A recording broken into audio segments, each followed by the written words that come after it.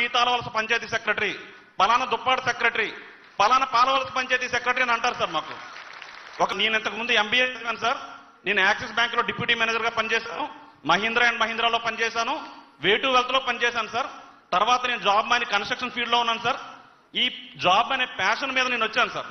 Passion తో మీరు ఇన్ని చదివి వచ్చారా? కాదు, యాక్సిస్ బ్యాంక్ అన్ని ఇన్ని చోట్ల పనిచేసి ఈ జాబ్ నాప్ చేశారా?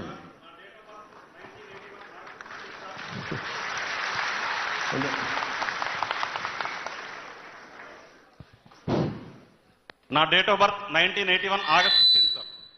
సో ఏంటంటే నేను ఎంబీఏ చదివాను సార్. తర్వాత కార్పొరేట్ లో వర్క్ చేశాను సార్. తర్వాత మా ఫాదర్ రిటైర్డ్ తహసీల్దార్ సార్, 15 years ఎంఆర్ఓగా పనిచేశారు. మా ఫాదర్ ఇంతకు ముందు ఏంటంటే ఇప్పుడు మన గవర్నమెంట్ లో ఐవీఆర్ఎస్ అనేది మార్నింగ్ 6 నుంచి మానిటర్ చేస్తున్నారు సార్. మా చిన్న మనం ఏంటంటే మార్నింగ్ 9 o'clock నుంచి మానిటర్ చేస్తే ఎప్పుడైనా సరే శానిటైజేషన్ రెగ్యులర్ అవుతుంది.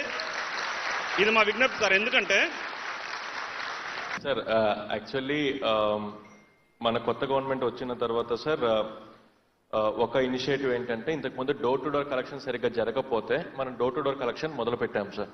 And no doubt panchayat secretaries అందరూ చాలా బాగా చేస్తున్నారు.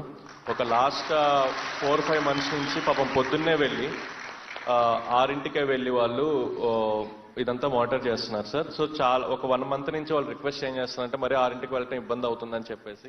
సార్ టెక్నికల్లీ చెప్పాలి అంటే most of the panchayat secretaries వాళ్ళు ఏ పంచాయతీ అయితే పోస్ట్ అయ్యారో అక్కడే ఉండాలి. కానీ ఇప్పుడు పిల్లల ఎడ్యుకేషన్ వల్ల కానీ ఏదైనా అవ్వచ్చు. ఇప్పుడు దాదాపు దగ్గరలో ఉన్న టౌన్స్ లో ఉంటున్నారు.